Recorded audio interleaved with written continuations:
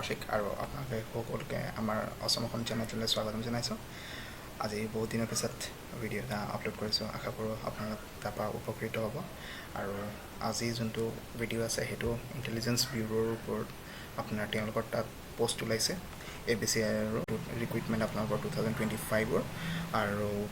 তাৰ গ্ৰেড 2 পোষ্টৰ হয় আপোনালোকৰ আৰু টোটেল ভেকেঞ্চিজ আছে আপোনালোকৰ 3717 আৰু এজ লিমিট হৈছে আপোনালোকৰ 18 বছৰ পৰা 27 বছৰৰ ভিতৰত আৰু লাষ্ট ডেট হৈছে আপোনালোকৰ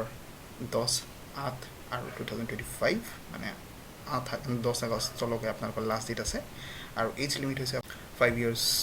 ৰিলেক্সেশ্যনছ আছে আপোনালোকৰ ST SC সকলৰ বাবে আৰু OBC যিসকল ষ্টুডেণ্ট আছে তেওঁলোকৰ বাবে 3 ইয়াৰ্ছৰ ৰিলেক্সেশ্যনছ আছে আৰু আপোনালোকৰ পে স্কেলছ বহুত ভাল আছে তাতে আপোনালোকৰ লেভেল 7লৈকে আপোনাৰ পে গ্ৰেড যাব পাৰে আৰু কোৱালিফিকেশ্যনছ আপোনালোকৰ যিকোনো গ্ৰেজুৱেট ষ্টুডেণ্টছে এপ্লাই কৰিব পাৰে এক্ৰছ ইণ্ডিয়া আপোনালোকৰ এই জবটো হ'ব আনৰিজাৰ্ভৰ বাবে চিট আছে আপোনালোকৰ 1537 ইকনমিক উইকাৰ ছেশ্যনছ যিসকল ষ্টুডেণ্টছ আছে তেওঁলোকৰ বাবে 442টা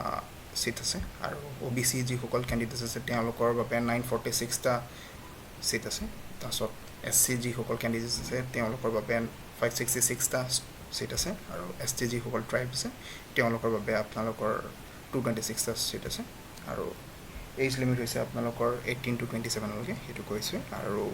এডুকেশ্যন লেভেল আপোনালোকৰ বেছিক কম্পিউটাৰ নলেজখিনি লাগিবই মানে সেইখিনি এলিজিবিলিটি ক্ৰাইটেৰিয়া আৰু আপোনাৰ গ্ৰেজুৱেশ্যন লাগিবই আৰু তাতে আপোনাৰ যোনটো এক্সাম হ'ব তাৰ ক্ৰাইটেৰিয়াটো হৈছে আপোনালোকৰ ৰিটেন এক্সামছ হ'ব 3টা এক্সাম হ'ব আপোনালোকৰ এটা ৰিটেন এক্সামিনেশ্যন অবজেক্টিভ টাইপৰ আৰু ডেছক্ৰিপটিভ পেপাৰ্ছ টায়াৰ 2ত হ'ব সেইটো আৰু ইণ্টাৰভিউ 3 মানে টায়াৰ 3ত আপোনালোকৰ ইণ্টাৰভিউ হ'ব আৰু যোনটো টায়াৰ 1 তাতে আপোনালোকৰ যোনটো এক্সাম হ'ব তাতে আপোনালোকৰ MCQs আহিব 100টা 5টা পাৰ্টত ডিভাইড হৈ পেলাই আহিব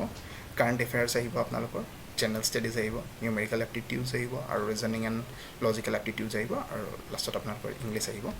আৰু লগতে আপোনালোকৰ তাতে এটা মাইণ্ড কৰিব যে আপোনালোকৰ এটা নিগেটিভ মাৰ্কিঙো আছে যদি আপোনালোকে ভুল কৰে তাতে আপোনালোকৰ 0.25 আপোনালোকৰ মাইনাছ হ'ব চ' কাইণ্ডলি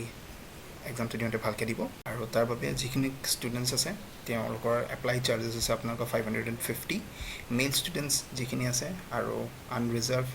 ইকনমিকেলি উইকাৰ ছেকশ্যনছ আৰু OBC তেওঁলোকৰ বাবে এক্সাম ফিজ আৰু প্ৰচেছিং চাৰ্জ লাগিব আপোনালোকৰ অল টোটেল হৈছে 650 মানে 550 হৈছে আপোনালোকৰ যোনটো প্ৰচেছিং চাৰ্জ আৰু 100 rupees হৈছে আপোনালোকৰ এক্সাম ফি আৰু ৰিজাৰ্ভ কেটেগৰী যিসকল ST SC কেণ্ডিডেটছ আৰু ফিমেল যিসকল আছে মানে ছোৱালী মানুহ মাইকী মানুহ যিসকল আছে তেওঁলোকৰ বাবে আপোনালোকৰ এক্সাম ফিটো এক্সামটেড কৰা হৈছে মানে আপোনালোকে অল টোটেল ফি পে কৰিব লাগিব 550 সেইটো আপোনালোকে SBI চালানৰ থ্ৰুদিও কৰিব পাৰে বা আপোনালোকে ডেবিট ক্ৰেডিট কাৰ্ড বা নেট বেংকিঙৰ থ্ৰুদিও আপোনালোকে পে কৰিব পাৰে আশা কৰোঁ আপোনালোকে ভিডিঅ'টো ভাল পাইছে আৰু প্লিজ ভিডিঅ'টো ভাল পাইছে যে প্লিজ লাইক শ্বেয়াৰ ছাবস্ক্ৰাইব কৰি দিব আৰু আপোনাৰ বন্ধু বান্ধৱীসকলকে শ্বেয়াৰ কৰি দিব থেংক ইউ